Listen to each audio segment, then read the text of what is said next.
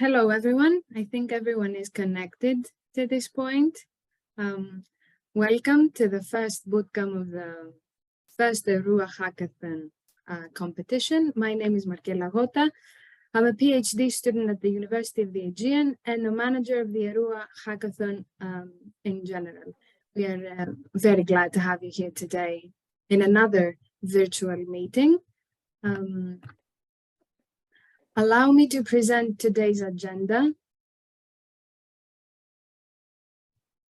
I hope everyone can see. So, we are having a welcoming session for the first 15 minutes, and we are hosting Mr. Ioannis Katsounis, a PhD candidate from the University of the Aegean and a researcher at the Department of Shipping, Trade and Transport. We are very glad to have you. We are moving onwards with Dr. Spiros Boufilatos, a tutor in Royal College of Arts from London. Thank you for being here with us. Our third speaker is Mr. Minas Marios Kondis, founder and CEO of Univation. We are going to present to you the design thinking for sustainability, and we are going to have a small interaction using design application and tools to form the teams based on the entrepreneurial proposals you have already thought. And then we are going to move on with the next steps. Apologies to Mr. Katsounis, who is going to present to us a recap of the master classes.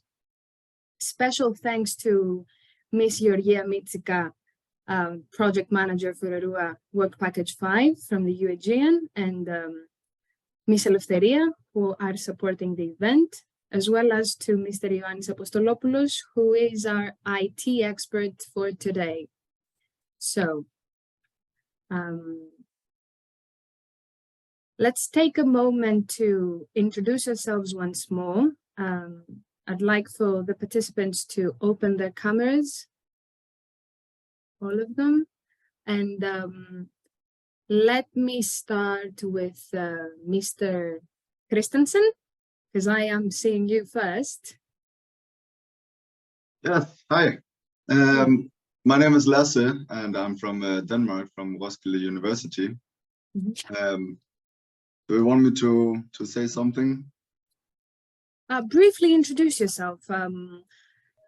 What department you are on? Yes.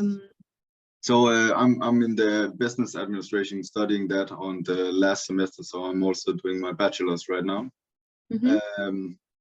And thought this was a great opportunity to see something else and try something else, and it sounded super interesting. So yeah, okay. I'm looking forward. Okay, thank you very much. Mr. Peter Benson, if I'm pronouncing it correctly.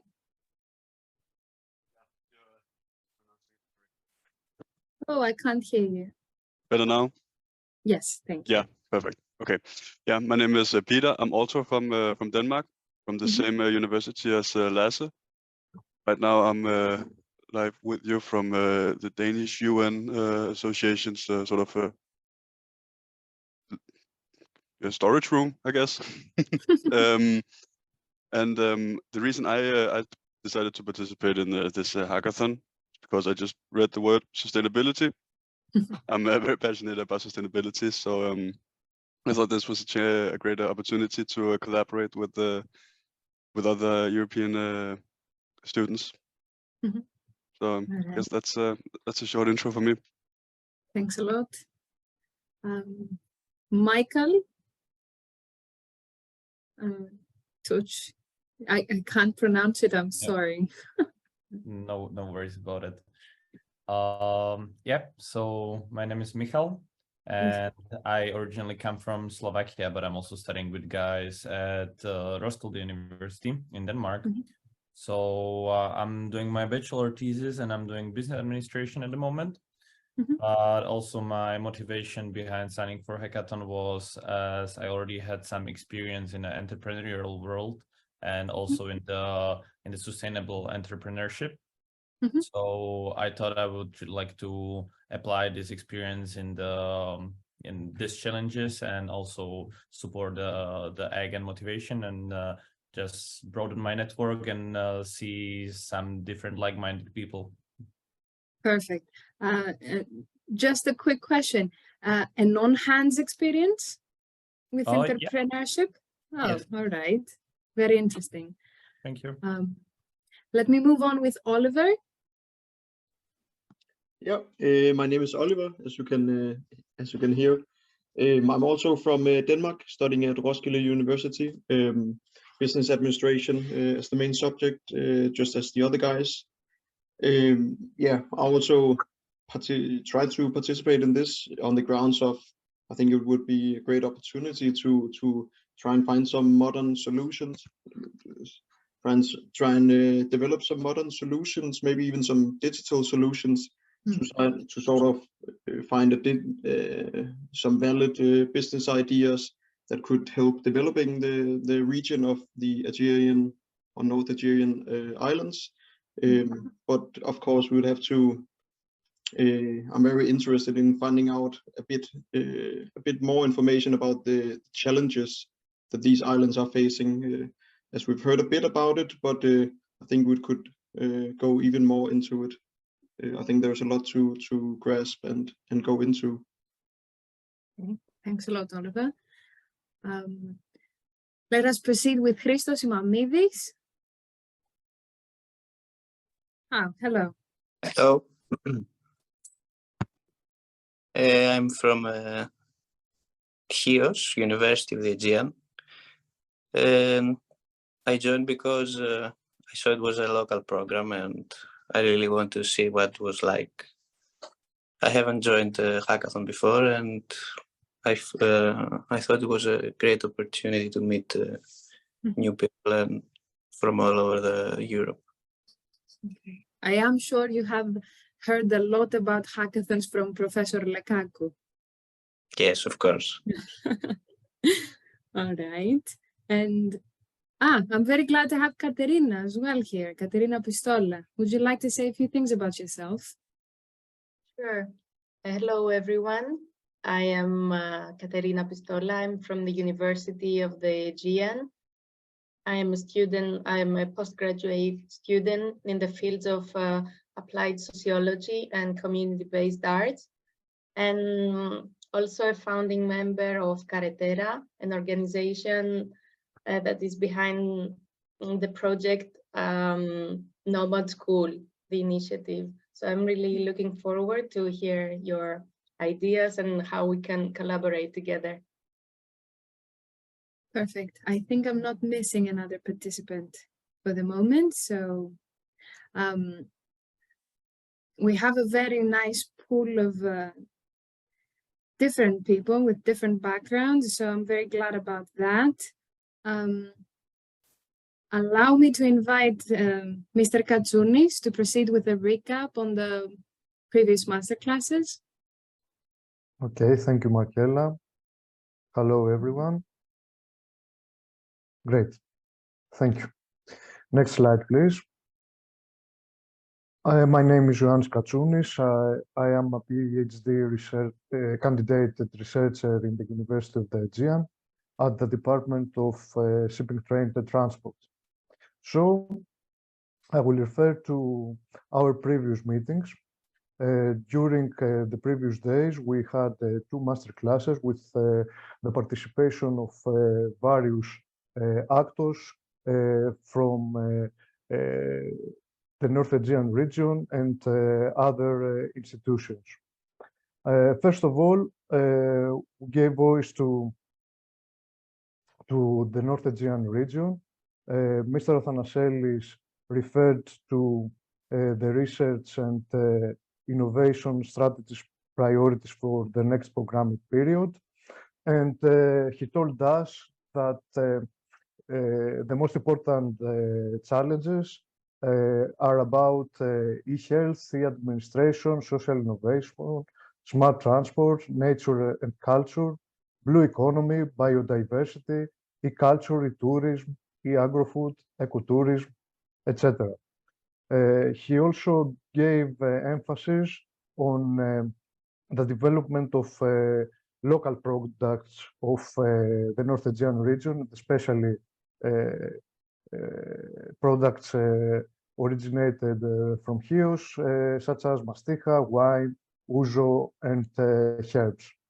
Then Mr. Stavros Kalognomos from CPMR in Brussels emphasizes on the connection of islanders for a stronger joint voice and influence policymakers, as he considers their active participation as a key initiative for further actions. These islands have faced several challenges like transport, climate, energy, accessibility, fisheries and maritime sector, etc. Next slide, please. Thank you. Insularity is the common characteristic of all islands, regardless of their size, population, and degree of development, and consists of the following characteristics. First of all, islands have a small area, small population, and limited natural resources. Due to the small population, the development of a large market and economies of scale cannot be created, while the limited natural resources make environmental management necessary to achieve conservation of the natural environment. Secondly, enterprises, households, and the state require high costs to operate and maintain islands, and costs are measured in time, as transport is carried out exclusively by public means. It depends on the type of transport mode, the density of routes, and the distance, and of course in money, due to the high transport costs and the high prices of the goods and services. Islands have also special but fragile natural and cultural environment. Due to the isolation and the small size of them, priceless terrestrial and marine ecosystems and species have been created. In addition, many island monuments and settlements have been recognized as sites of national, European, or world cultural heritage. We focused on the island of Chios, which is a unique island, and objectively, it is the best island in the world. It has special nature and biodiversity, unique people, and unique local products. So the participants in master classes refer to the need for a development of a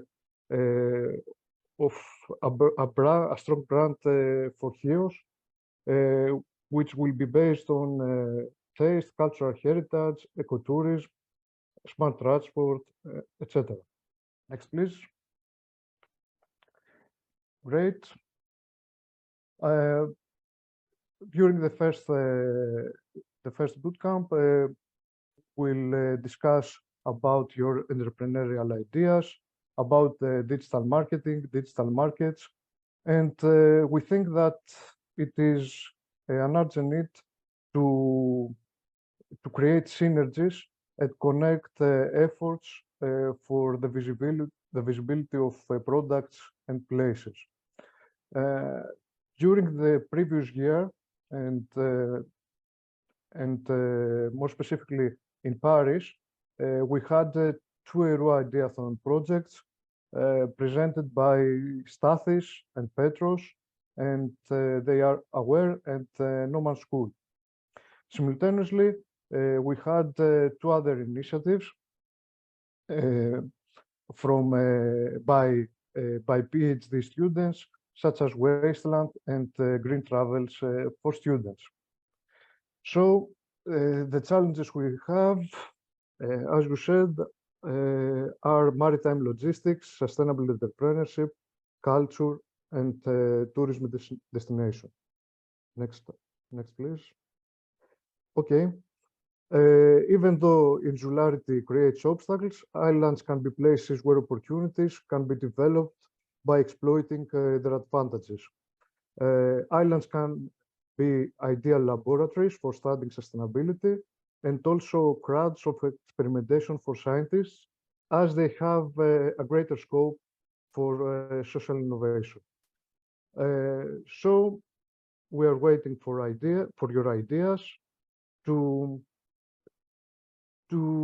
create a new environment which will ensure a balance among social justice, economic efficiency, and environmental preservation, so the sustainable development. Thank you for your attention. We will be here for your questions. Personally, I have a significant experience in blue economy issues, so you can ask me everything. And now I would like to give the floor to Dr. Spyros Boufilatos. Thank you. Hi, yeah, that's me. That's my name and title. It's a pleasure to be with my alma mater. You know, they're saying alma mater is a piece of your soul. I am Spyros Boufilatos. I am a tutor at the Design Products Master's Program in the Royal College of Arts in London. I used to work in the Department of Products and Systems Design Engineering in Sirius for many years. And my research and my practice has a lot to do with sustainability, notions of sustainability that are more than human and border on the radical, kind of trying to stay away from eco-modernity and greenwashing, which is kind of a huge problem right now. And I try to apply this type of thinking in design, especially social innovation, service design, and working with and within communities. So my kind of practice has to do with facilitating and working with communities that are trying to assess and to improve the environmental conditions. And one, I think, very important aspect that is sometimes forgotten in regards to sustainability is the social aspect, is that we're not only talking about saving the environment, but we're also thinking about well-being and you know, how humans are gonna do. Because essentially, if you were to only think within the scope of the environmental problem, killing all humans, as all AIs and robots have tried to do in our favorite sci-fi, kind of works, right? I mean, that's kind of the problem. We're kind of the problem. So I don't know. The question then becomes, how can we create sustainable lifestyles, and how can we change the way that we are, yeah, to make it more sustainable or sustainable, if you believe that it's kind of a situation to find yourself in. So the thing, I think one of the phrases that I want you to have in mind when you're thinking about your projects and your ideas is, I have many maxims, but one of those is, what got us here won't get us where we want to go next. So the modernist line of thinking has done many amazing things, but also is kind of the reason why we find ourselves in the situation that we find ourselves. So if we were to only apply quantitative kind of straight line thinking of, here is a problem, here's my solution, here is the problem not existing anymore, it's kind of a dumb idea, because it forgets all of the complexity that everyday life has today. So how can we actually go around this? How can we think of solutions that are actually, you know, good, and they don't fall into this trap. I always turn to something that is called lateral thinking, which is essentially a manner of solving problems by going around them instead of going straight at them. And I'm sure you can think of many different problems about lateral thinking. And yeah, I'm gonna throw a spanner in the works by trying to share my screen right now, because I'm like that. So imagine that you are a band, right? Imagine that you have a band, and you decide that you want to, you know, make a big tour, right? Go around Europe, everyone can listen to your music. You want to make it free, right? That kind of sounds like a pretty problematic problem, unless you're, you know, born rich. So I'm gonna let this guy talk for a while instead of me, because I think he knows better how you can do that. Let's see what sat down he has to with say. Wolfpack to talk about potentially touring this fall. They said they do it under one condition, that all the shows would be free. I replied, that's not a problem. Yeah.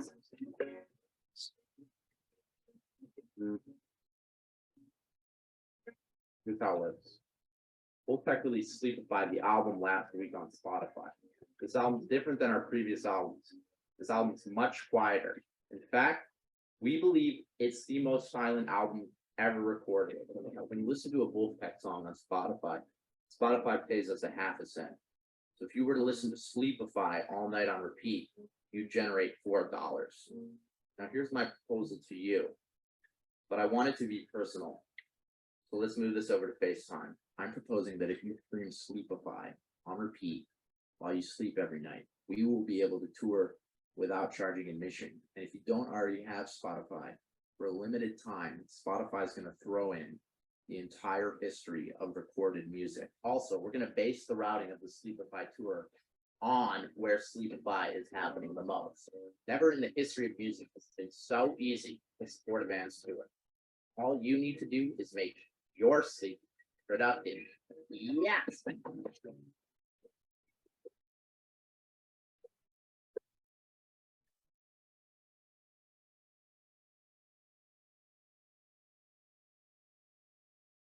So yeah, that kind of sounds like fun, I guess, if you think about it. But what does it have to do with anything? Let me just make sure this. No, I don't want to hear any more music autoplay. So what does this have to do with anything? This has to do with the idea of, you know, how would the band traditionally go around finding money? We can, you know, tickets is a good thing, or, you know, finding, making your record label pay them, as if that's something that happens today. I think that is a beautiful case of, you know, where and when lateral thinking can be applied. So instead of looking at traditional ways to find money, you just go, okay, so Spotify, it's, what was the number, you know, like 1 cent every 10 listens. Okay, so we're going to make a silent, we're going to crowdfund our tour by making our fans play an album that has no music while they sleep, and we'll decide where we go for our tour depending on how many listens we have, because we also have access to this amazing analytics through Spotify. So lateral thinking is all about finding a way around the problem. And if you want to think about inspiration about lateral thinking, I want you to look at the fringes. So it's not the people who have everything that use lateral thinking most of the time. It's the people, you know, on the edges, on the periphery, that we would say in Greece, that have almost existential need to innovate, right? So think about pirates, and I mean both kinds of pirates, the ones on boats and the ones on land. For them, innovating is a necessity. If you don't innovate, you will probably get arrested, which is, yeah, quite a big of a problem to your entrepreneurial spirit. So again, what I'm proposing is, if we can, yeah, never use ethical disclaimers, but if we could turn off our ethics for 5 minutes and clinically you know, like doctors doing a dissection, dissect the strategies that different sideways entrepreneurs innovate, then we can actually see and find many different ways to improve pretty much everything: shipping, logistics, farming practices. Think about the a lot of my friends in HIOS are experts in logistics and transportation. And, you know, they can probably tell you how important it is to make an amazing, logistics chain. So think about the hidden logistics of the cocaine trade, right?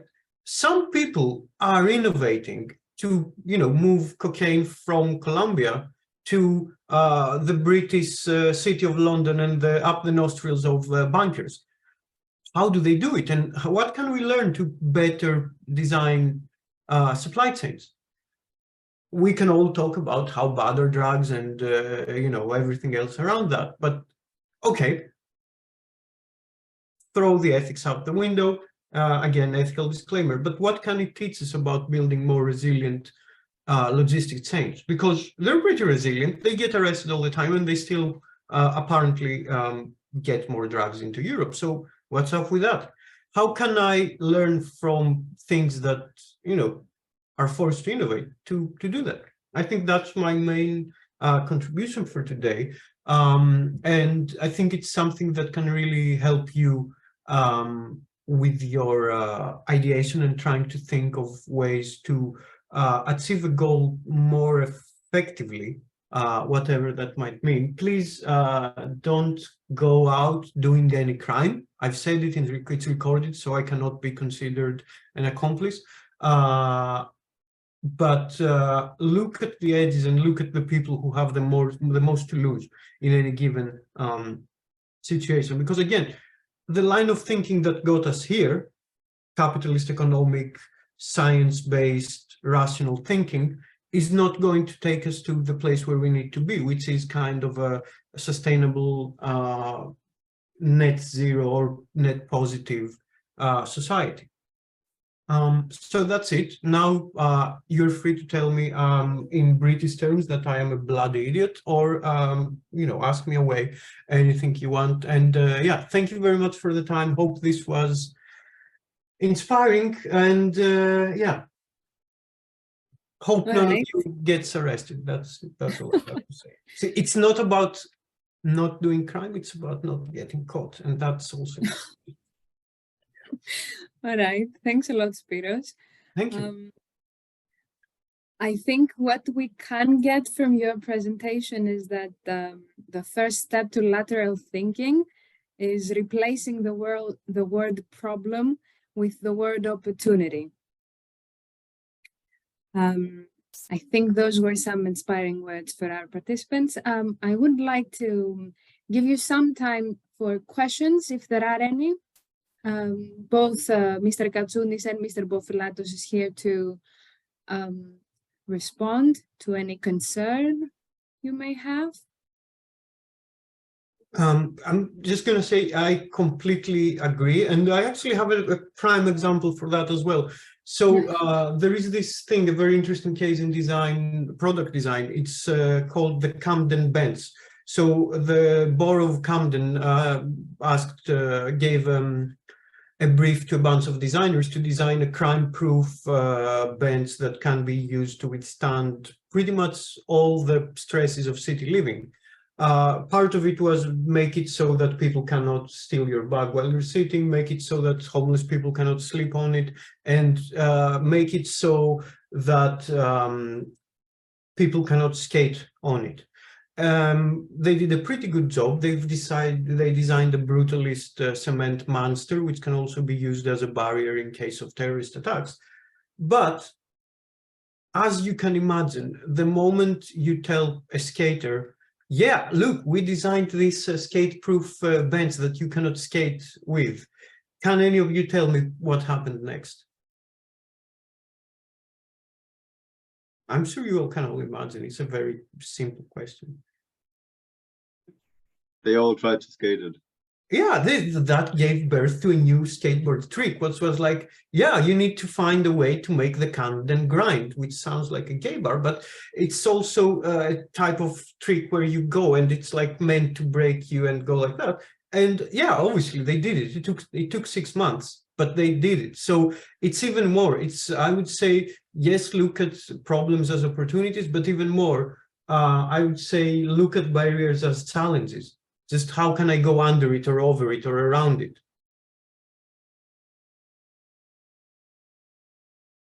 Yeah, any questions? I'd love to hear them, or any comments, because that's kind of a direction that my research has been taking the past couple of years, looking at sideways behaviors and what those things can mean about designing innovation or innovators, or yeah. Fun stuff. Just a personal concern. Innovation does not have a definition. Is that correct? A not concrete definition, at least. I hate definitions in general. I like this very almost British Midlands thing of it is what it is, you know.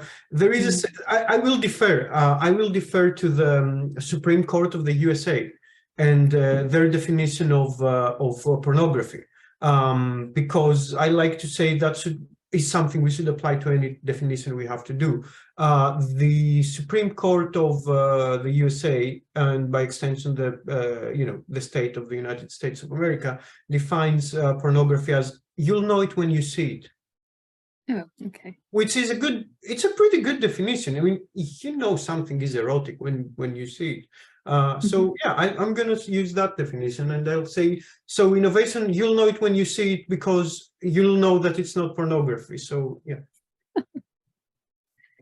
All right. So we don't have any questions up until this point. I would like to move on with Mr. Kontis, and if anyone wants to ask a question to Mr. Katsounis or Mr. Boflatos, they are welcome to do it in the chat. Minas, the floor is yours. Hey everyone, and thanks for having me. The two previous mentors were lovely. And first, to introduce myself, I'm Minas Marios, founder of Univation. So Univation became a startup by a problem we had as students. As at our own university, we didn't have any entrepreneurship program or mentorship program to help us as students grow our own ideas. So we decided to create a solution that helps every university set such a program very, very easily. So what we did is we took a problem of our own and we created the solution, and we created the first version, a minimum viable version of this solution. Later we iterated and we created finally something that we hope to be very, very helpful to many universities. So what I'm gonna do right now is to give you a workshop of how to turn your own problems, the problems that you have spotted, or the opportunities that you have been tracking, into ideas, and these ideas into a very, very first version of a program or a service or a product that can be sold.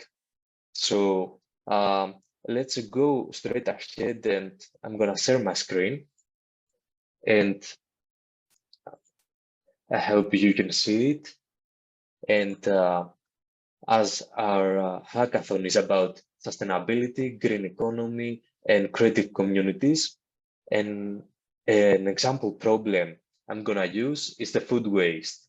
So food waste is a very big problem to everyone, because it's estimated as $1 trillion as an annual cost.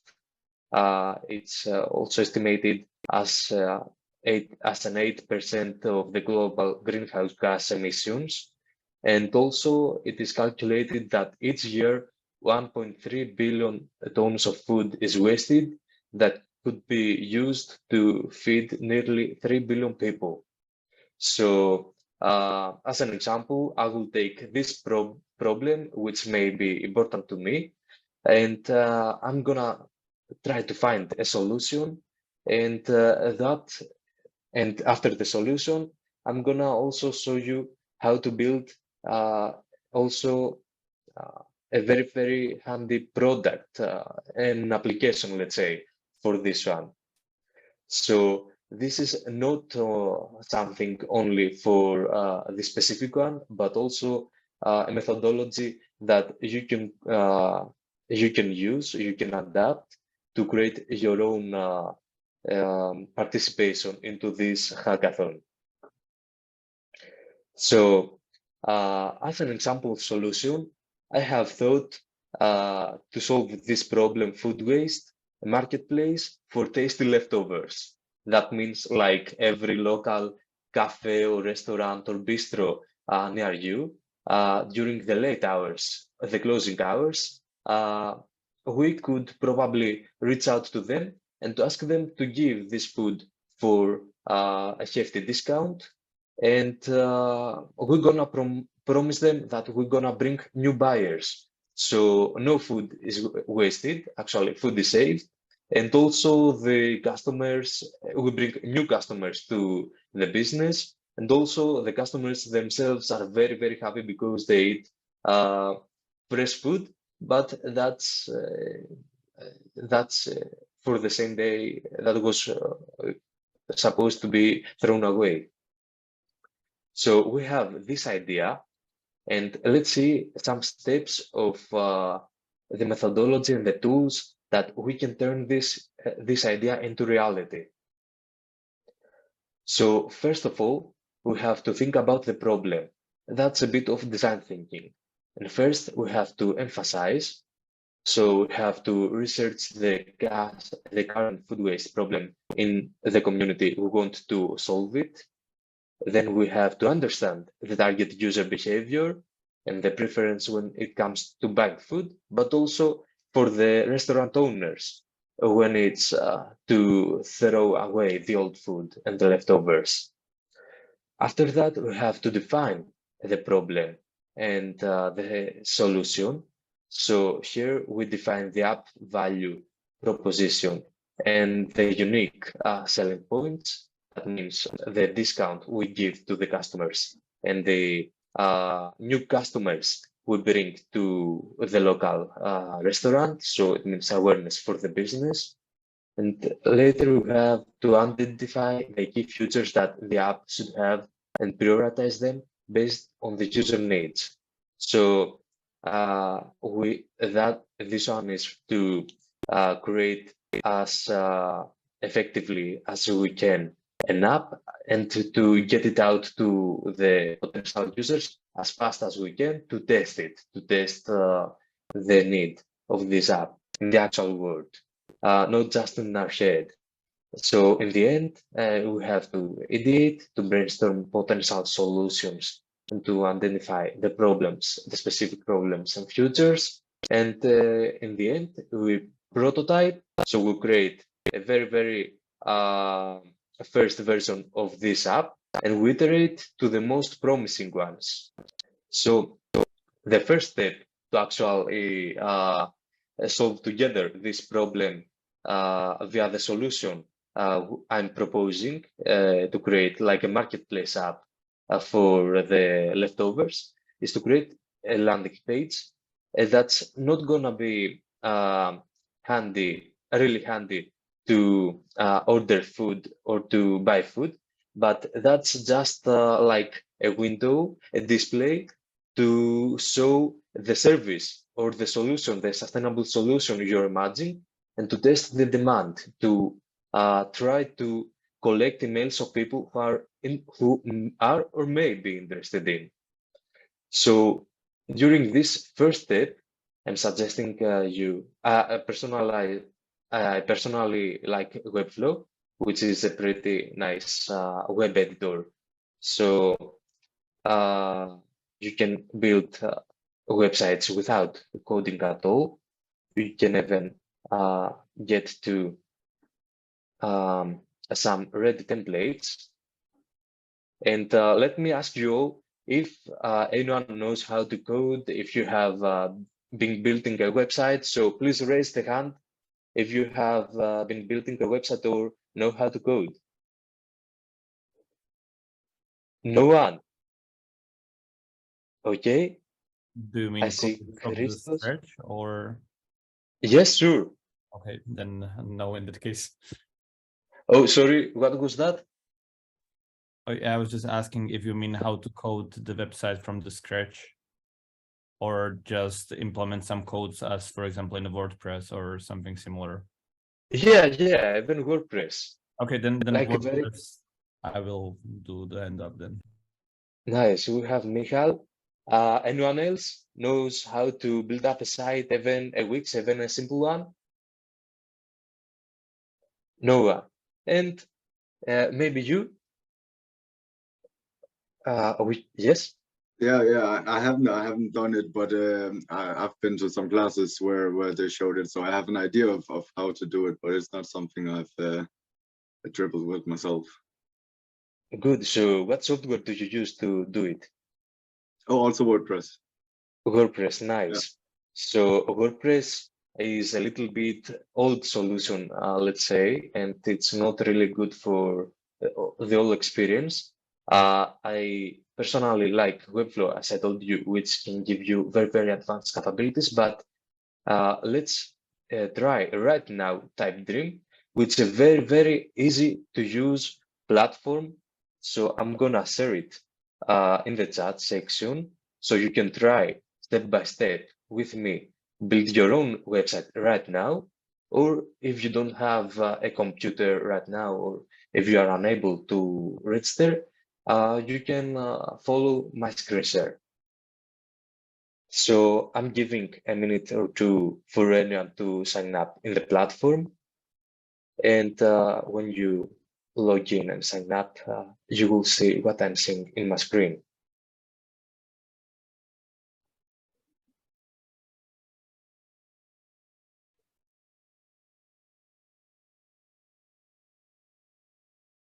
Georgia, I cannot hear you if you're talking to us.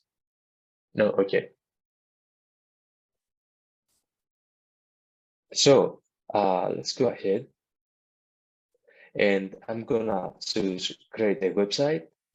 And for my kind of, let's say I'm solopreneur.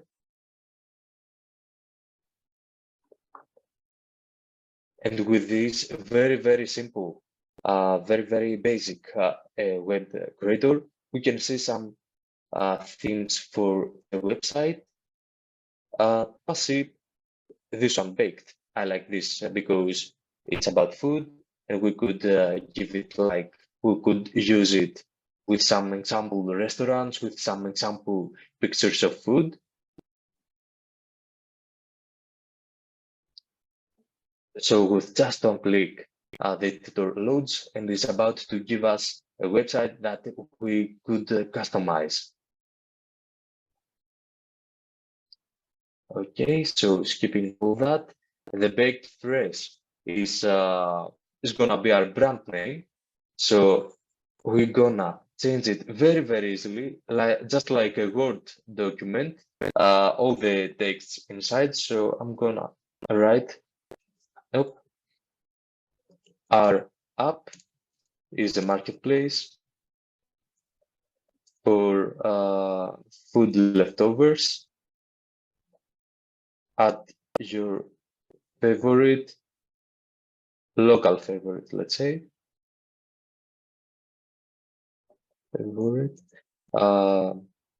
cafes and restaurants. And all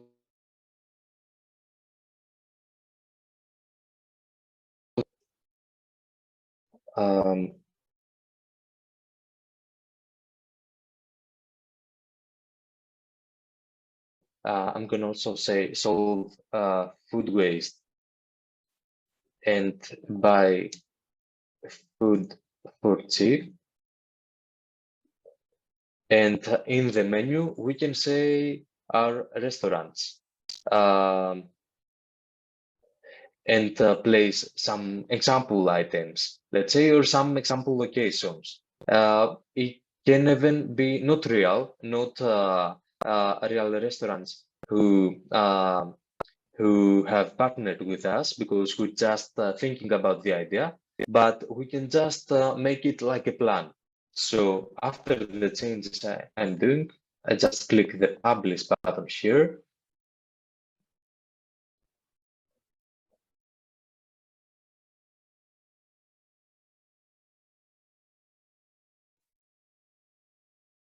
We have to wait a couple of seconds and it's live.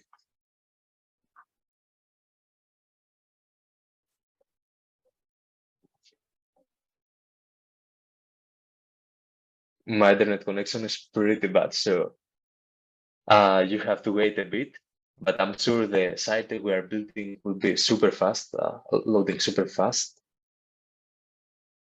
So here is the website we have created with a template, Baked Fresh. Our app is a marketplace for food leftovers at your local favorite cafes and restaurants. Solve food waste and buy food for cheap. And here we could have placed some restaurants.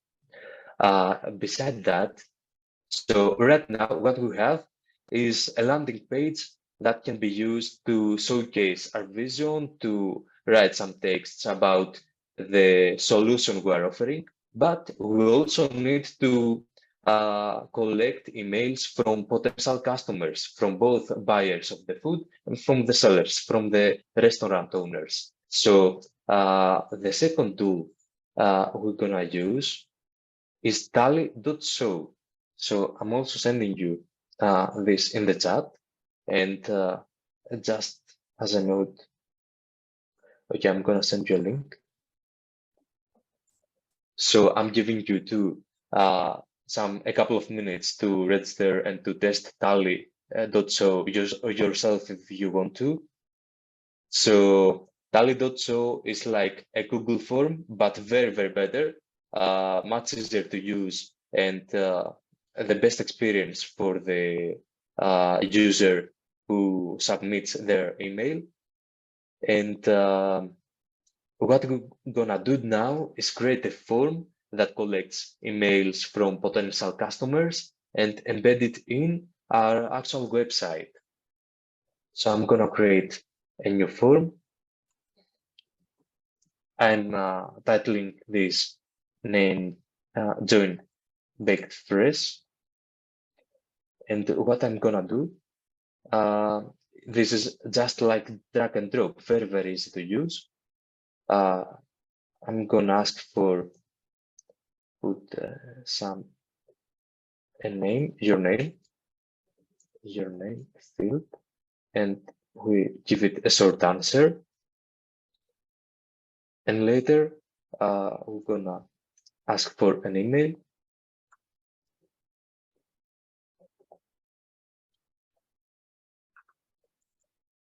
We're gonna give it a checkbox, not a checkbox. I want a choice that the user choose if they are customers who want to buy food, or if they are restaurant owners who want to sign up in the platform. So I'm gonna name it I'm a customer or a restaurant owner. And later we could even add some more complicated fields like a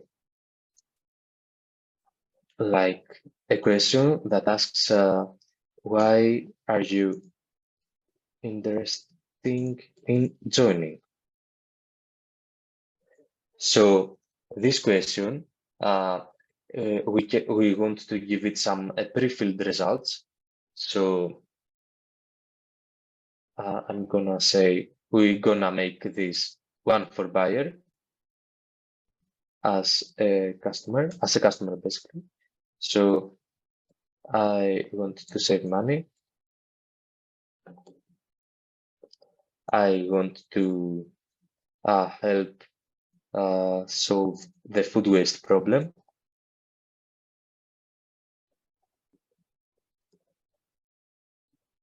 And I want to explore, let's say, local shops. So we can do the same for the restaurant owners. And this one is actually to check the reason a customer wants to join.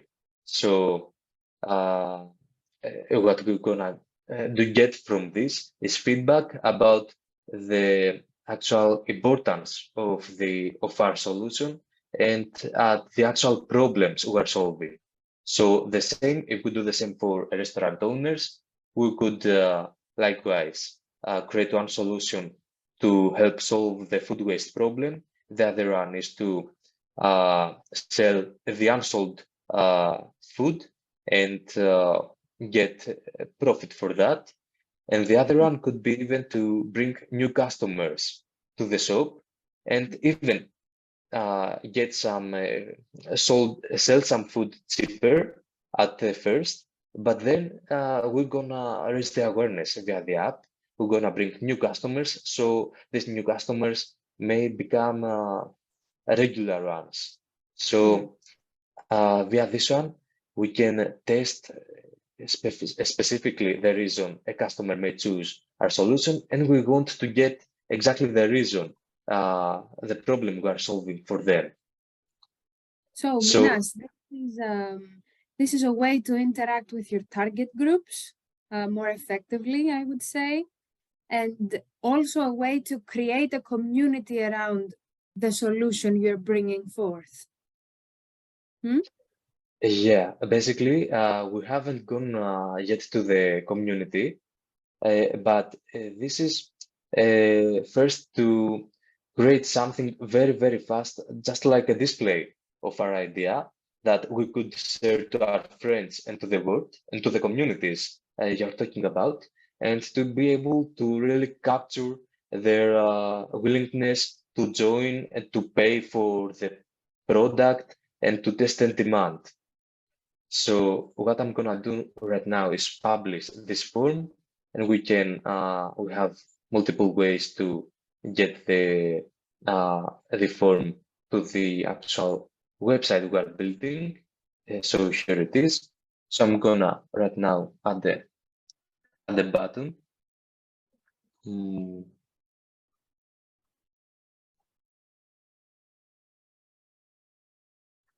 So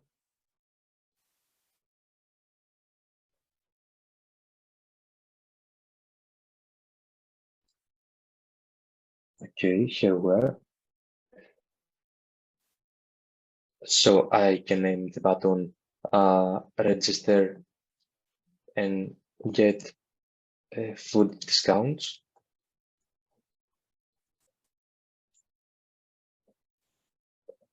And we can create even another one, like register and sell unsold food for the restaurant owners. And we give it this link.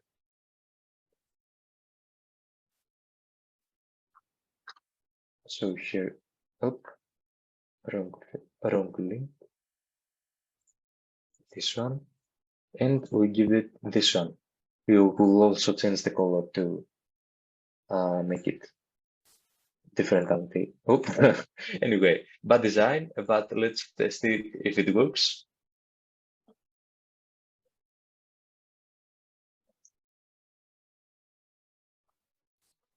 I'm gonna also take this text and place it here to be able to give a first impression of what we're trying to do right immediately.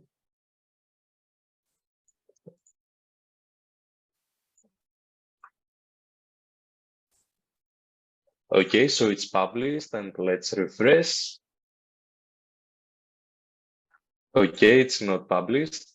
Now it is. So right now we have the updated version of our landing page, which is gonna explain the solution and the problem we are solving. And with these buttons, the form opens up. So this is how to get potential customers and collect their emails and rate their demand. So this is how to create the landing page and test the demand and create just a very first display of the solution you are proposing. And after that, just as you said, Markela, we can go to targeted communities like Facebook group of locals,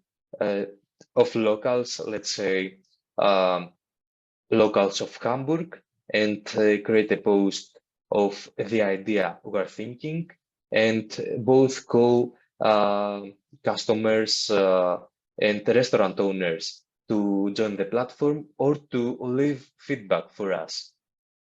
So we can share it to communities who may be interested and create some a very useful post that could be like in this one, explaining the food waste problem with a social media post, writing an article, a blog post about the food waste in the local community, let's say again Hamburg, and raise the awareness of both the solution and the problem.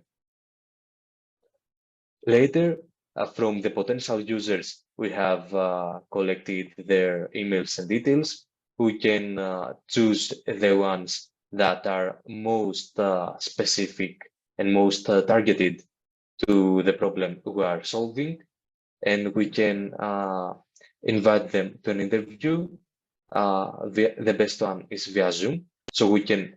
The best one is actually in location, but the most easy one is via Zoom. So that's what I'm recommending. So you can during the interview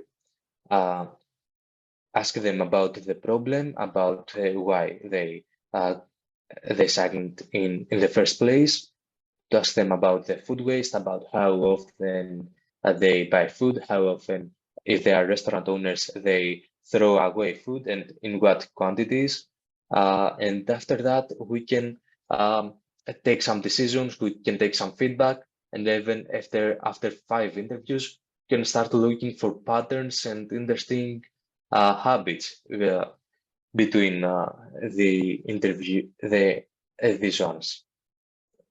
So after that, you have, of course, to find a partner to work together and to create a team, because this is gonna be a big problem. So you're gonna need to build a big solution, and big solutions needs teams.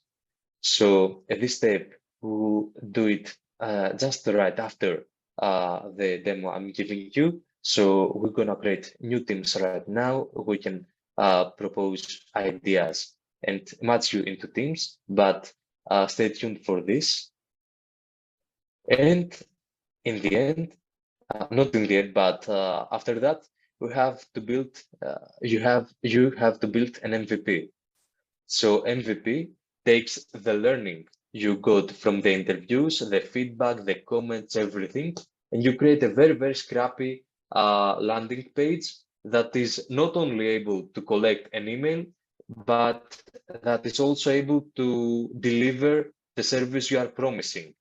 So the first step is to actually, and the goal of this MVP, so MVP is minimum viable product.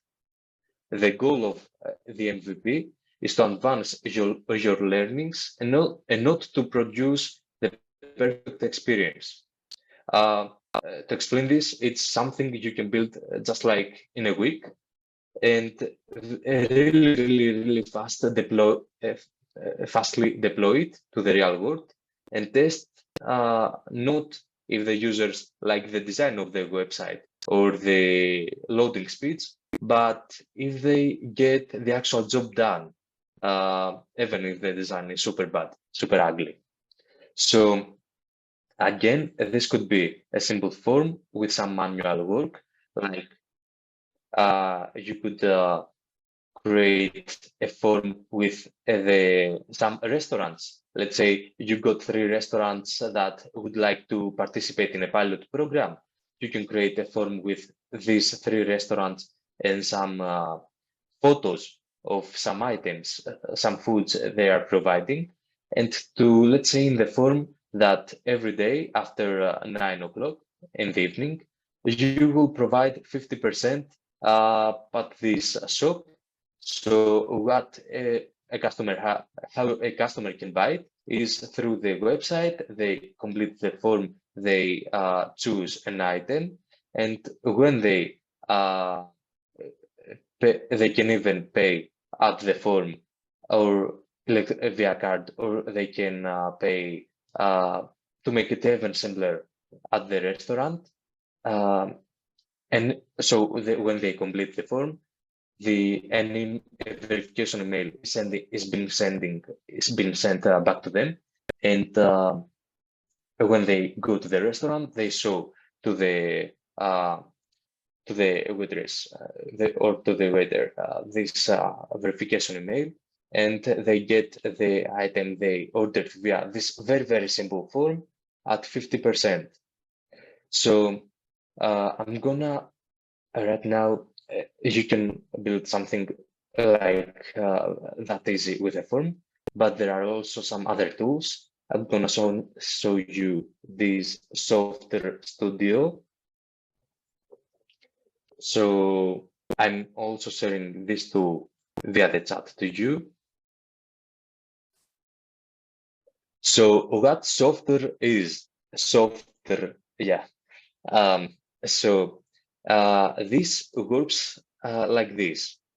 You create an Excel file of many choices, like you could create an Excel file of the participating restaurants and the food items they have.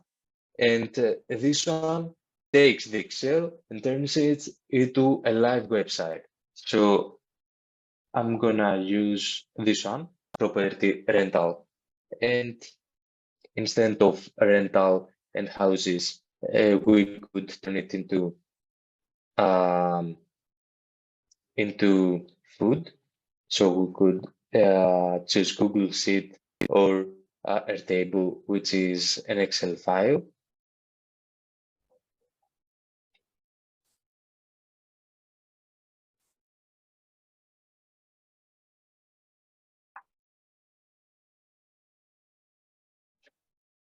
So right now a website is being built. The design is pre-made. All the buttons, all the programming is pre-made. What we give is only the Excel file, and of course we can edit the titles, the images, etc. So all this is customizable.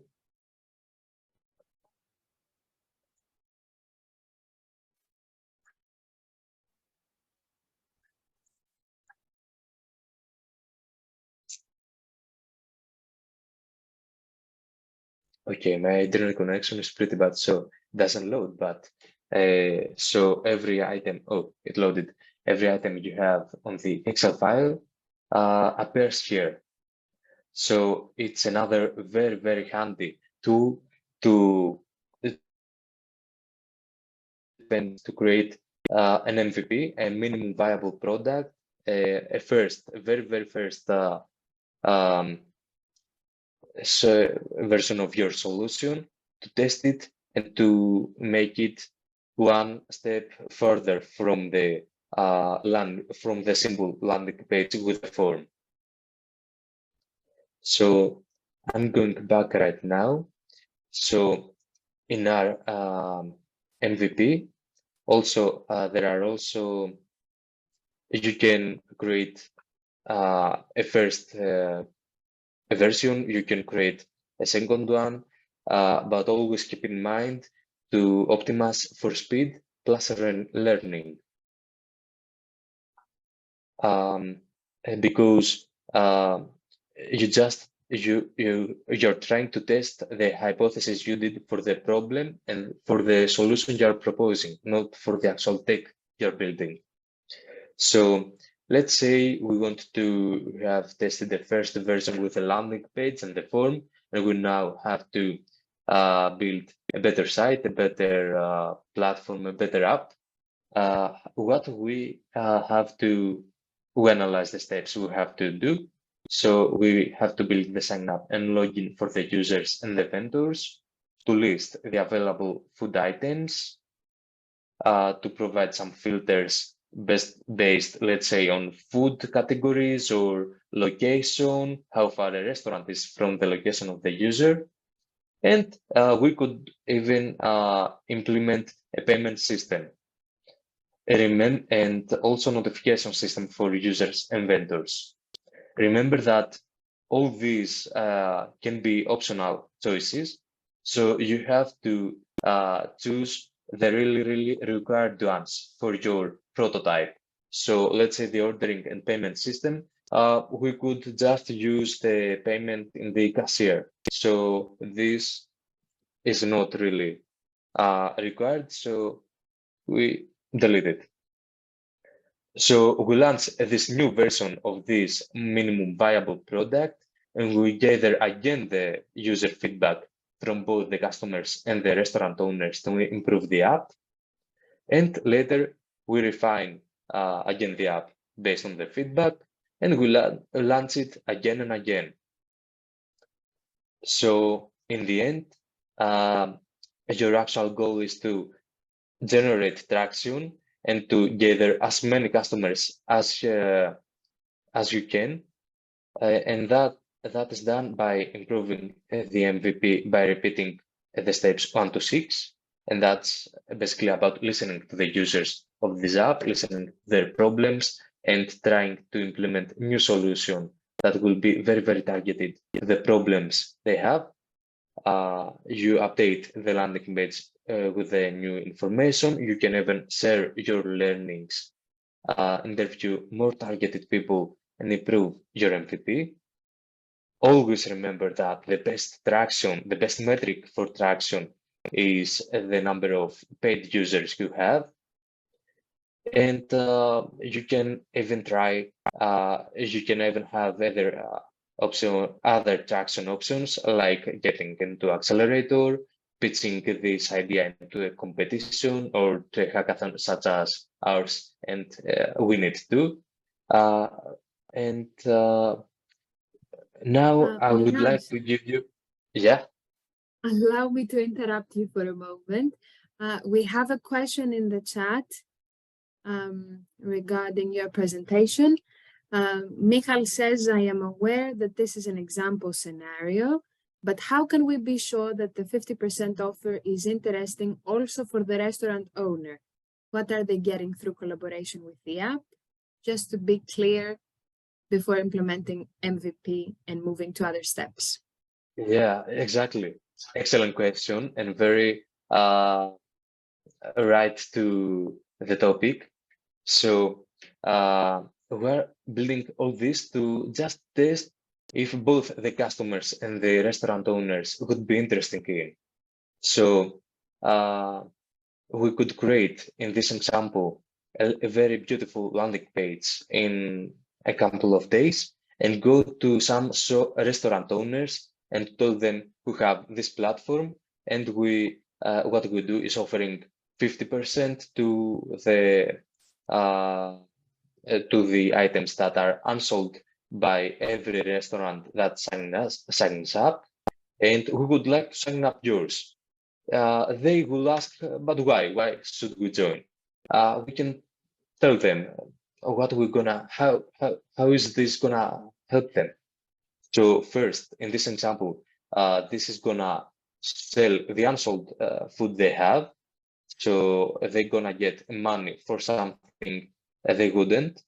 Second, they are gonna get new customers, young people, tourists who may use our app, our platform, who wouldn't be aware of this restaurant, but right now they will just, because they would exploring the app for deals, they will see the restaurant and they will go to the restaurant.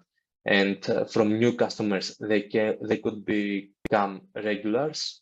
And the third one we could tell them is that you will become a more sustainable restaurant. You will be a part of the solution and not part of the problem. And of course, you can use it in your marketing campaigns, in your branding, and to adapt a sustainable restaurant or sustainable coffee way of marketing. So if the restaurant owner agrees, we are good as the builders of this app. If not this restaurant owner, if this restaurant owner disagrees, we go to another one and to another one and to another one. If finally we cannot persuade anyone at all, that's a very good indicator that our app is not gonna be useful, because it's not gonna work. So by just building really fast this landing page, we save much time, and by just going to random selected restaurants and asking them to join, we saved all the time we could spend building the MVP, building an actual app without knowing that none of the restaurants is gonna join. So this is the answer. We don't know yet if the restaurant owners are interested in, but this is just an experiment. This is just a test to get the results we're hoping for. So I hope I have answered to your question. Nice. So how can the app stay profitable? The product value goes back to the restaurant. A very nice question. So again, this is some unit economics. So right now we don't, we just created an idea. We haven't thought of the exact economics. We can test it, so we can, let's say, tell the restaurant owners they can give whatever discount they want, but at least 30% to give like a nice deal to the customers.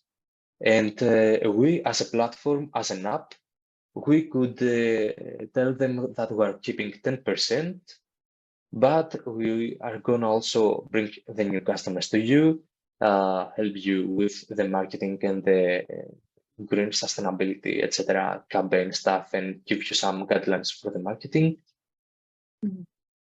If I can join in here, the trick is to create shared value, both for your application as well as the companies that are involved in this business, in this market sector.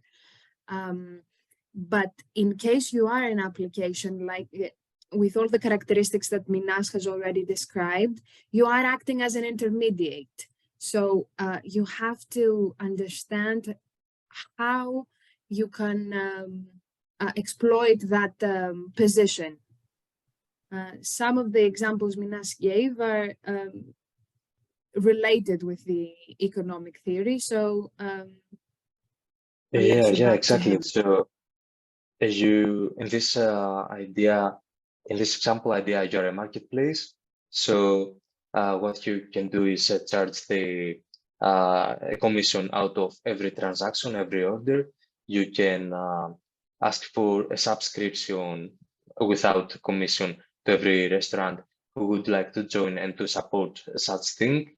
But it's more difficult for this one because you ask upfront for a price to pay for a restaurant owner, and you could even because this one is very close to a social enterprise, that is about sustainability and about food waste. You could even reach grants, let's say, for sustainability. So this could be even a non-profit and that generates zero profit by itself by the platform, but gets grants, for example, if this is an option.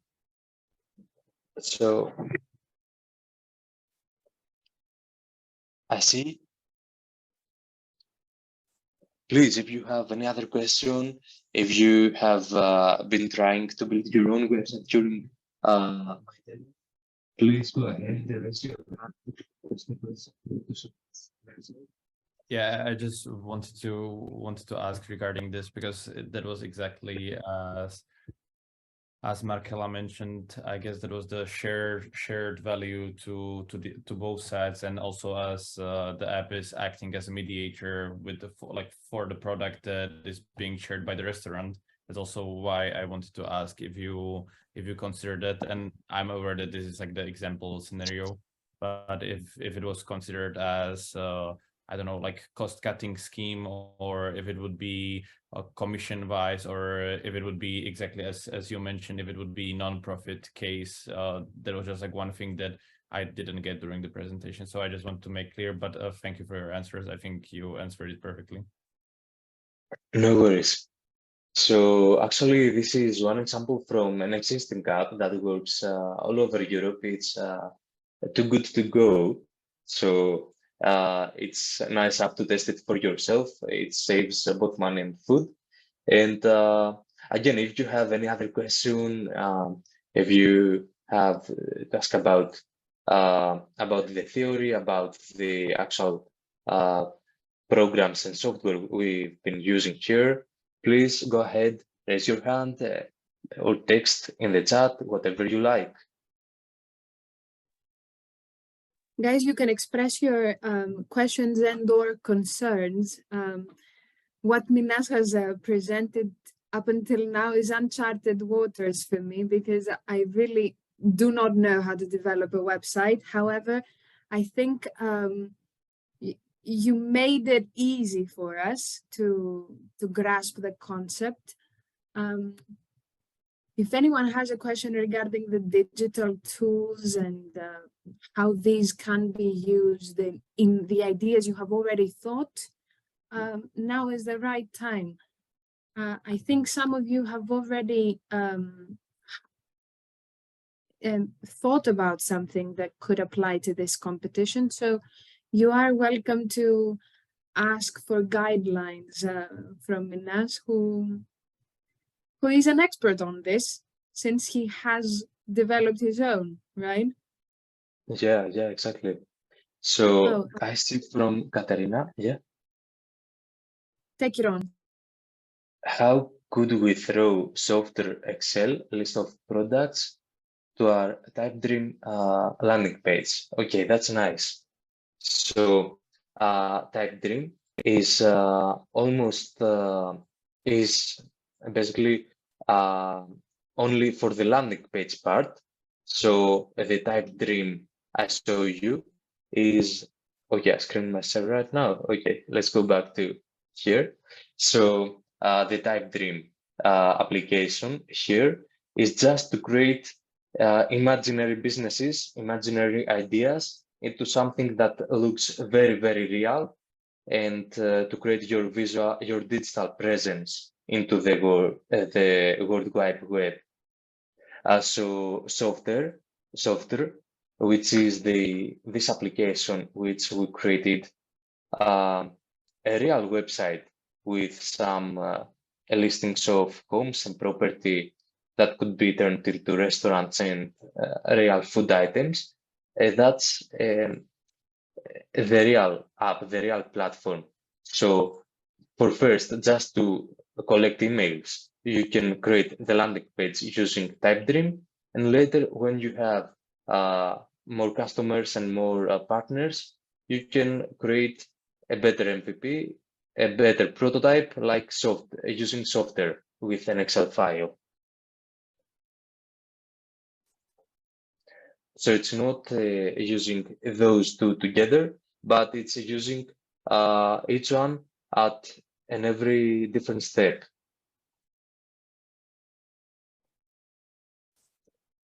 Okay, thank you. Now I understood what you were saying. Thank you too. And please, if you have any other question, don't hesitate.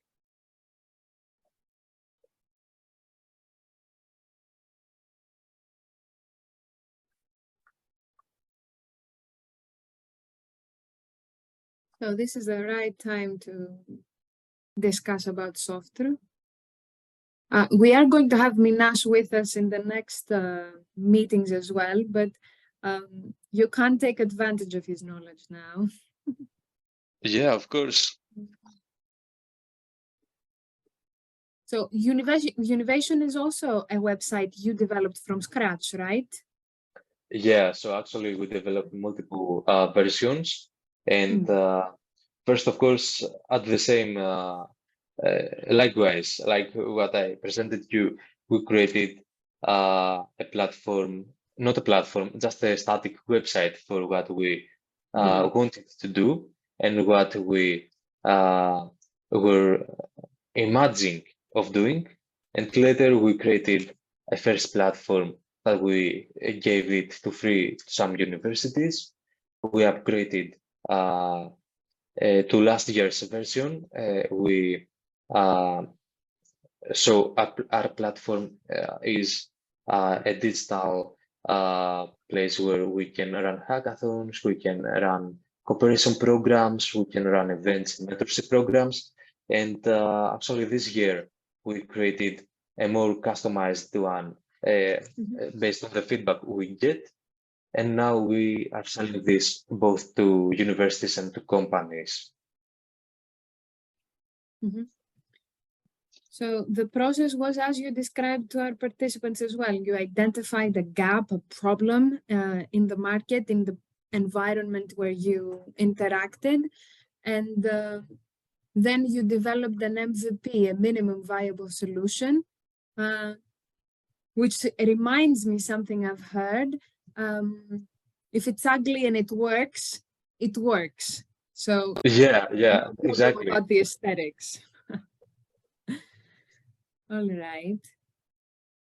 If there are not any more questions from the audience, I would like to proceed with the voting.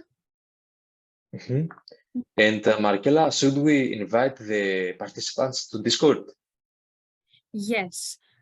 Minas here has created a space where you can interact with each other, build the teams and discuss in a general channel, if I'm not mistaken. Minas, could you show it? Yeah.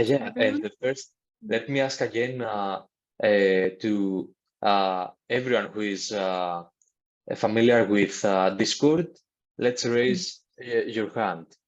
Even mentors, even speakers. So are you using Discord? I wasn't, but I became familiar with it since we have you in our team. So nice. Anyone who knows it can raise their hands, can react on it, or you can also open your microphones and contribute to the discussion. Yeah, so I'm sharing an invitation link right now. If you have existing accounts, you can just click and join the group we have created in Discord. So Discord is like, for anyone who is not familiar with, let's say, a messenger group, but is very optimized for collaborating, for doing really fast video calls, for getting announcements for this competition. And we also gonna propose, you are gonna propose the ideas you have in Discord, and you also gonna vote each other's. So please join with me on Discord.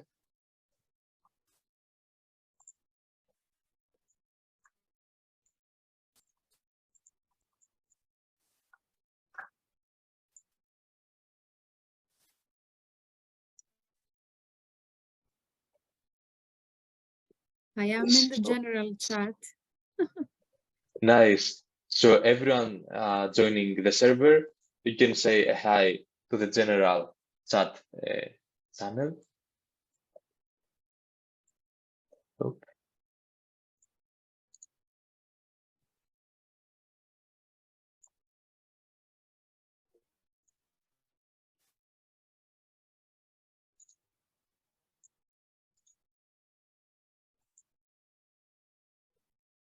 So we're gonna give some time for the rest of participants to join. So let me show you a little bit of the of how it works. Here we have a channel for the announcements. We're gonna send regular announcements about all the material, all the next events, all what we have been talking here and what we've been recording in this bootcamp. This is gonna be uploaded to the web, and we are going to announce it here. We have the general chat where you can ask feedback, showcase your ideas, meet with each other, and write some comments. Here in this channel, voting ideas, you can share your own idea. Markela will introduce you to the process, and later each one can post one idea, and you can vote each other's by clicking this like button. So each like button counts as one vote, and of course you can vote each idea only once, but you can vote multiple ideas, of course. And later, here we have the tables. So if you are not in the same place, we have created these tables up to 4 people per table. So when you being created into teams, you can join the server and join a table and communicate with each other via video or via voice.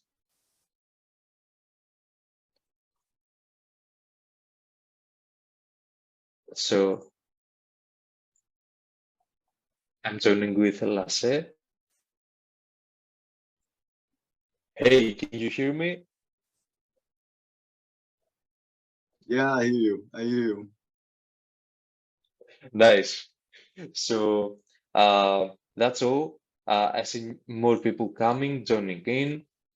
So if anyone is yet to join this Discord server, please let us know in the chat. Write a message, we cannot join or something in the Zoom chat, so we can help you join.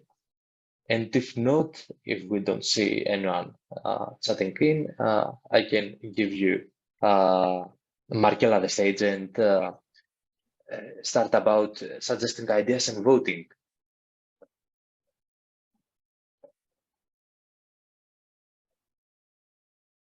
So yes, this should be the moment where you share with us what you have already thought regarding the competition. You can go to #voting ideas as it is shown in Minasi's screen, and share a few words on what you have thought or a title of your idea, and then we can start discussing it.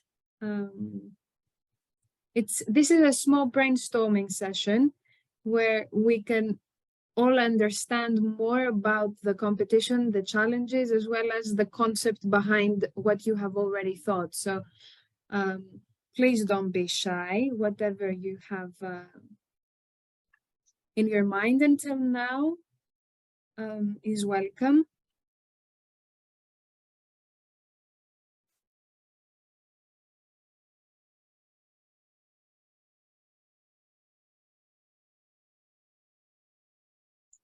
I will change mine.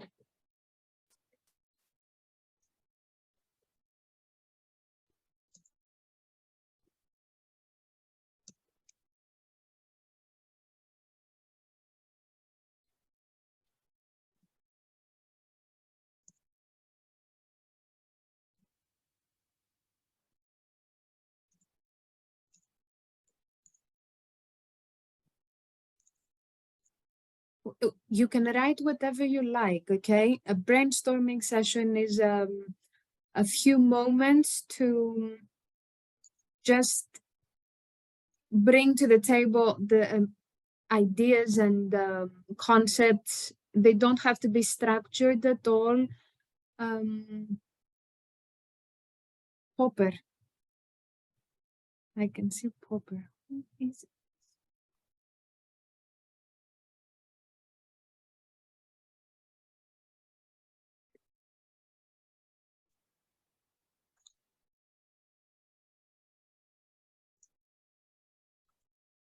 Okay, so this could be a proposal, a marketing proposal, right?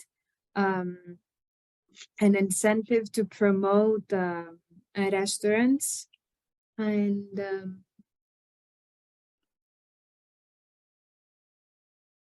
urge them towards adopting sustainable practices. So, Popper, please write your name under what you have written because I don't know who you are. Oliver, here he is.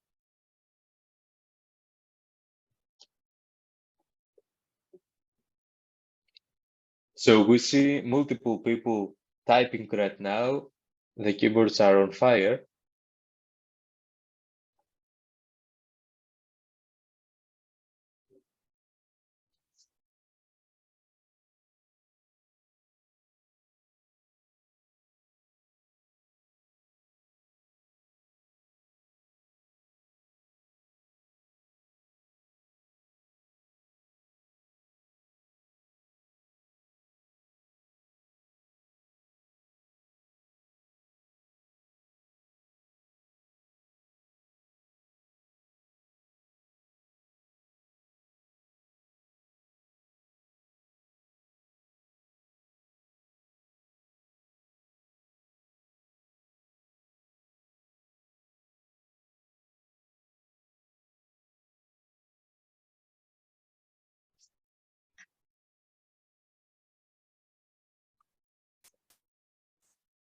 We have also the proposal of Peter, exploring the link between tourism and environmental issues.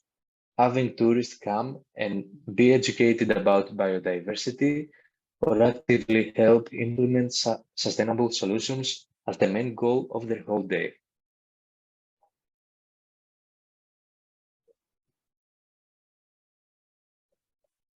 We have from Ioannis, sustainable consumption.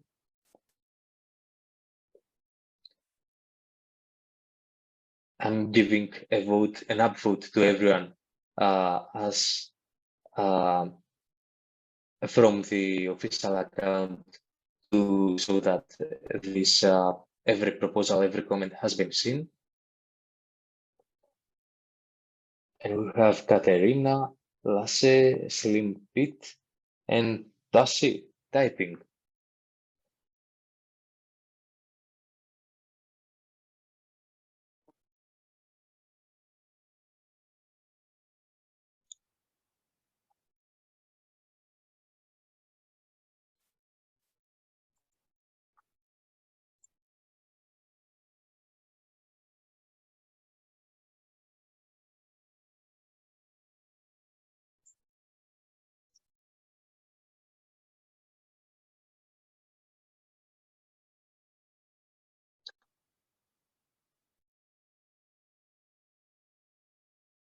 So Markela, I'm sure that you would like this one. I'm sorry to intervene, Minas. Markela has a technical problem. She will be back soon. Okay. She has to restart Zoom, just for your information. Got it. So Dasi or Taki has been suggesting to create an app that would be able to boost local producers, such as authentic restaurants, traditional places, with a combination of most unique and touristic places of Aegean Island to boost tourism. People would be able to collect checkpoints that have visited, and perhaps to collect some local rewards based on score or number of places visited. Mikhail, okay, Mikhail, sorry. Nice. Give it some time. We have some more that they type. Yes, please, Mikhail, I'm sorry. Yeah, I just want to let you know that you have a countdown set it up there for people for 6 hours on in the channel. So if someone wants to write another idea, then he will be able to write it in the next 6 hours. Yeah, that's true. So would you like to decrease the slowdown to, let's say, 1 minute?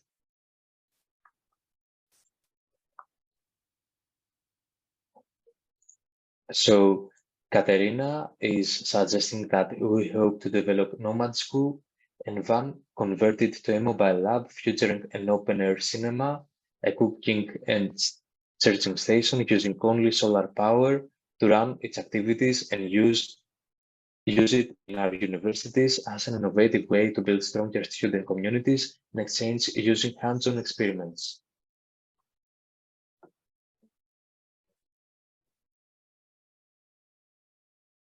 We have also Christos typing and Slimpit. So Slimpit must be Peter.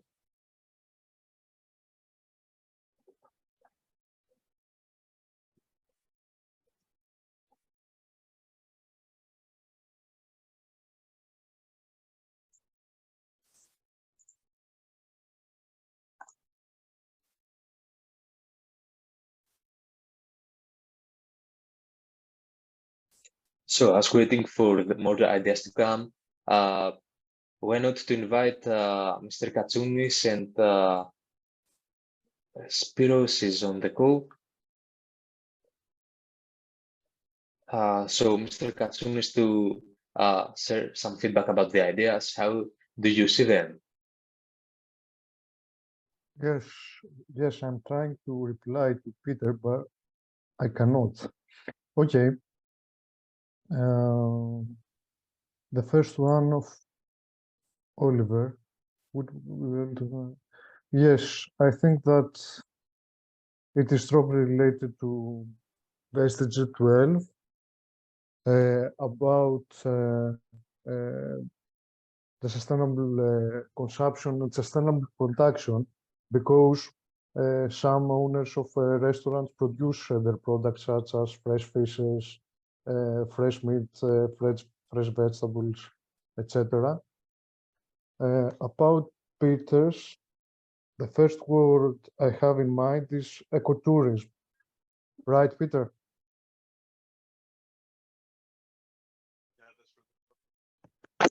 Yeah, that's completely right. That's what I was thinking about, because they've been blowing up across Southern Europe, and it just seems like tourists really enjoy being engaged with the local communities. So I think there's some synergies to explore. And it is strongly connected to, I have said before, about the special natural environment, but also fragile in islands. Yes, okay. It is at the first stage. Okay. The next one, create an app to boost local producers such as aesthetic.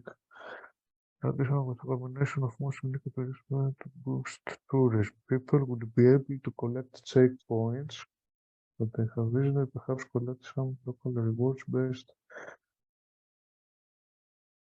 Are we sure that an application like this is not existed?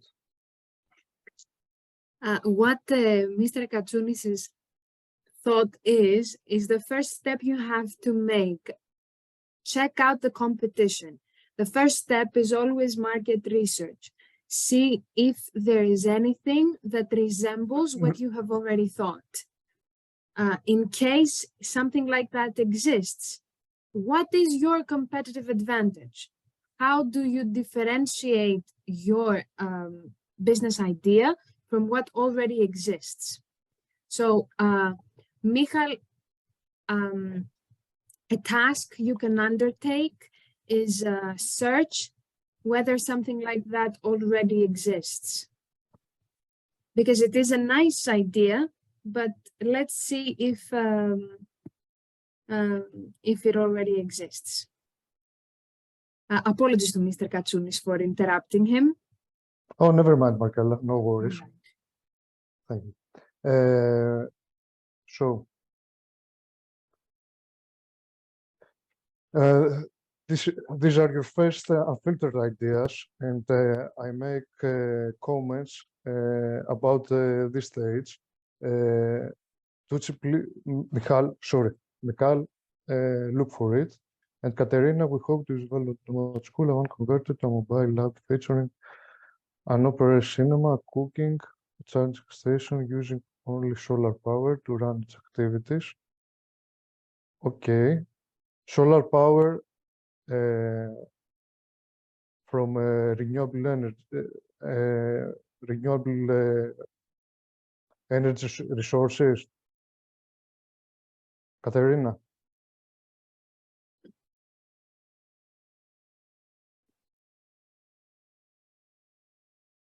Katerina, are you here? Okay. Yes, I was referring to some solar panels in order to run the activities if we need to charge things, appliances or laptops. And we have already got the solar panels. So we are in the process of this conversion. It is a challenge for islands to have energy by renewable resources, but we need investments. And I don't know the degree of investments in the islands of the North Aegean.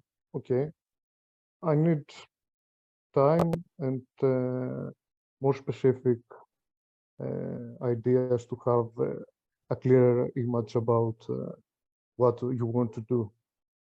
Okay.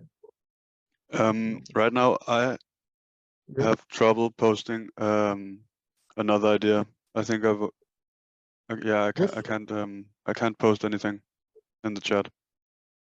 Please then send it in the Zoom chat, and I'm gonna upload it for you. Yeah, I think there's still the countdown for 6 hours on. Really?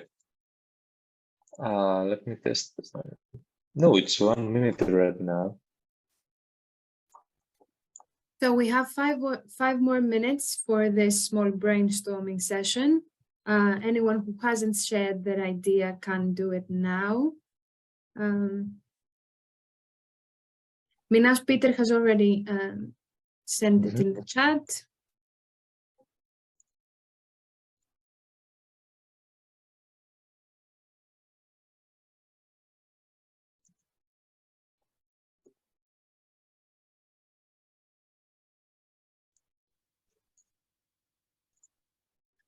So also please go ahead and vote each idea you like.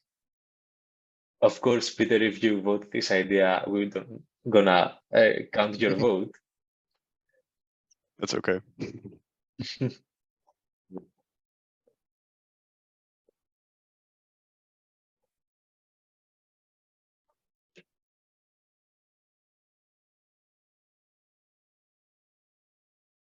So we have Christos typing. Christos, if you have a problem posting, please let us know. Peter, can you hear me? Yes. About your last comment, this is the fourth dimension of sustainability, governance. Yeah. I think this is interesting, but we have to implement it in a specific idea. I like that. I really like that. What do you mean a specific idea? I mean that you will create an idea for hackathon. You have to implement the dimension of governance, governance to this idea as a dimension to other things about economy, society, and environment. Okay, I see what you mean.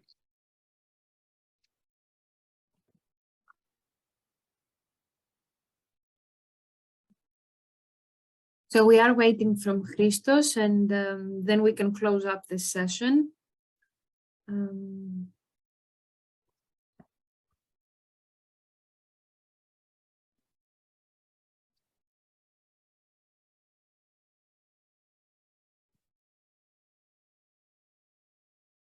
what I see, we have tourism and environmental issues. Sustainable consumption was the first idea from Oliver. Local production, that could also be linked to tourism, from Michal.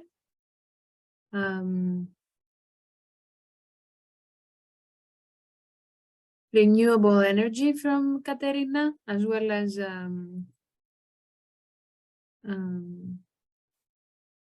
creation of a community. Is it just for universities, Katerina?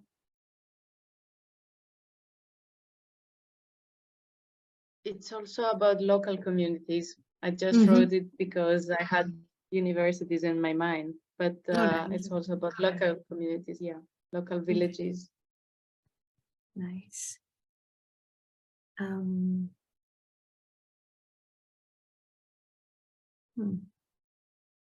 So Peter, in your last comment, I see that you mentioned leveraging UN synergies. The business idea behind this is to create a youth forum.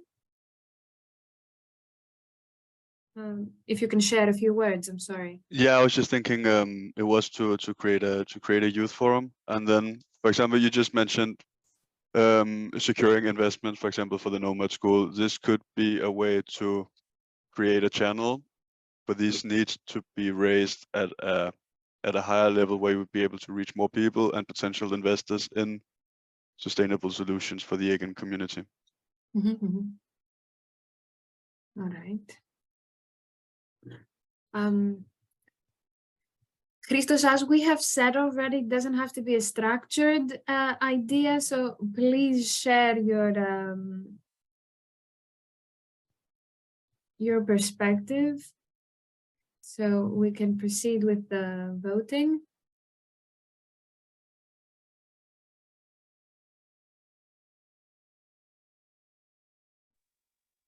Did you see my what I've written?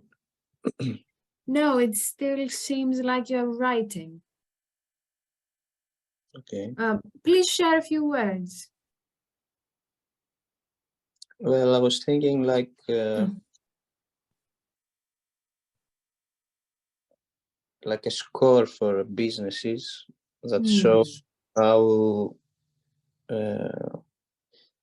much renewable resources they use and how good of a green practice they have on their operation, and that to incorporate it into like booking, for example, and promote more green businesses to tourists. Yeah. All right.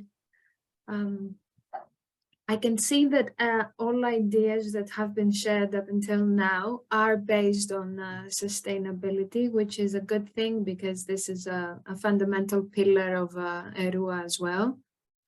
I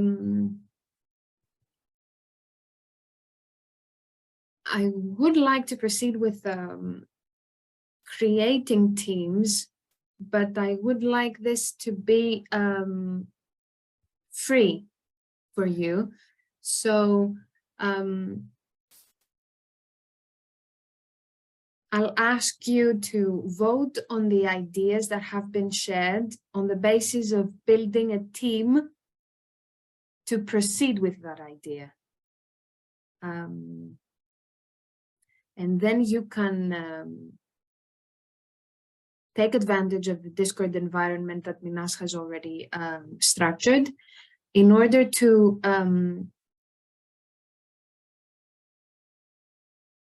discuss among you and be a little bit more prepared during the second bootcamp, That is to say, have a bit of structure under each idea. How you want to proceed, whether there are any competitors.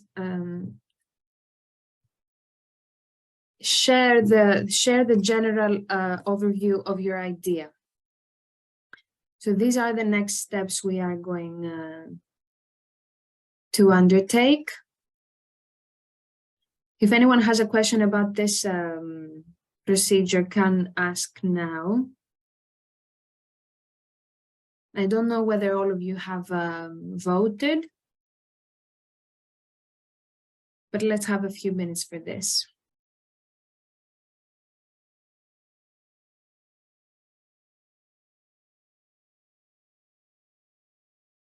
I see the first idea proposed by Oliver, if I'm not mistaken,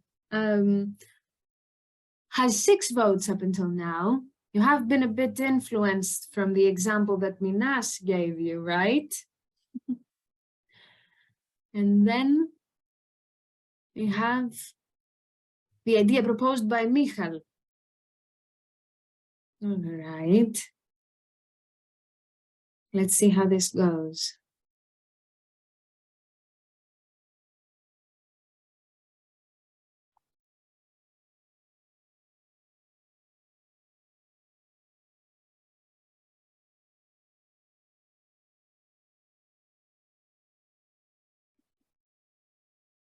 Okay.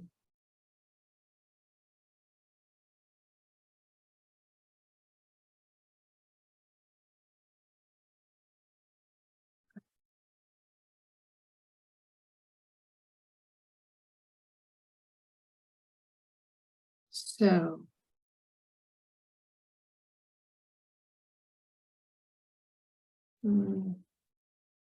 I was thinking a lot of these seems to be very closely related, at least regards to tourism. Yes. So is it possible to maybe group some of these suggestions together? I mean, sustainable tourism, local production, seems super intertwined. So is it like, Yes. is there a limit to the number of participants we can be in a group, or? That is correct. This is exactly what we're going to do. Group them into categories. However, I can see that a lot of you have voted 2 or more options, and teams are allowed to be up to 4 people. So I would like you to take this under consideration.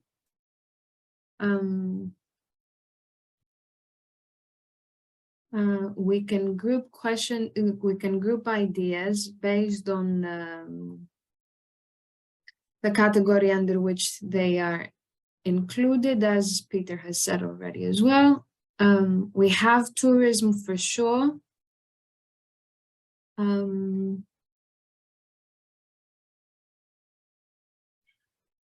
Let's put youth initiatives as well.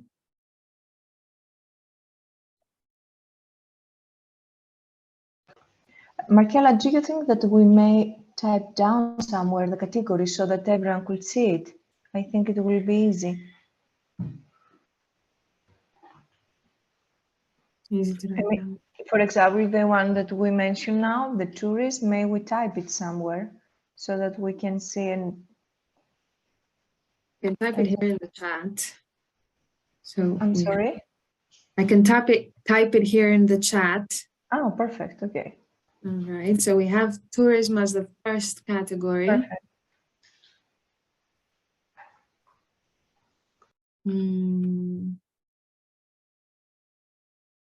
Minas, if you could scroll up a bit so I can see the rest of the ideas, because I lost my Discord link. Perfect. All right.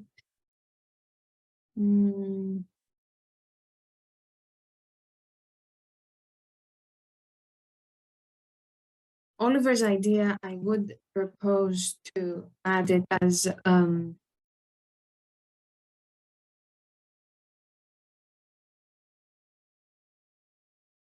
green-blue entrepreneurship, which also falls under the challenges of the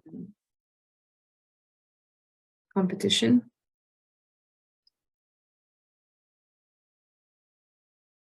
So Minas, you can rename the tables as per its category.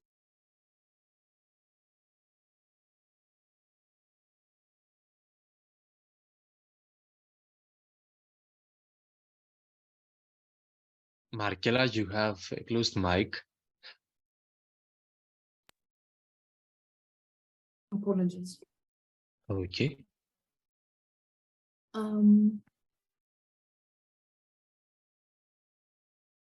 So I'm creating one table tourism, one channel named tourism, one name.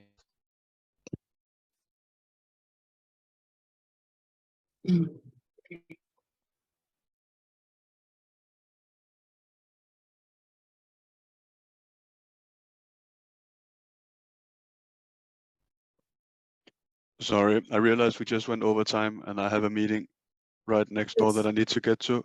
What is the next step from here? How we are going to create the channels now, and you are going to correspond in the Discord to proceed with your business idea and have a structured